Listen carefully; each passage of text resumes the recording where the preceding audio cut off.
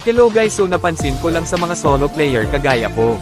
Matataas ang matches nila pero hindi naman gaano kataasan ang win rate. Yung tipong mataas ang matches sa isang hero. Yung win rate naman nasa 50% pataas, 60%.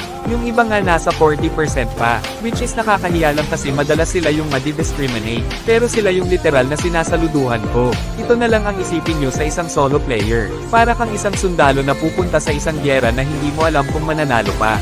Yun yung player na mas pipiliin gamitin ang main hero nila para lang buhatin ang mga dark system. Minsan natatalo pa kaya hindi mo na maisip na pahalagahan pa ang win rate mo. Minsan kapag ginamit mo pa ang best hero mo ito na ang pidapidang random. Isipin nyo na lang guys ha, may posibilidad na hindi lang kalaban nyo ang makakalaban nyo, kundi ang mga naging kakampi mo. Paano ko nasabi guys? Kasi kung sino pa yung magiging kakampi mo sila pa yung manghuulol sa'yo. Kaya sa mga feeling gods dyan guys na kung makapaglait sa mga solo player ay wagas. Sana subukan nyo muna mag solo, hindi yung puro asa kayo sa kakampi nyo.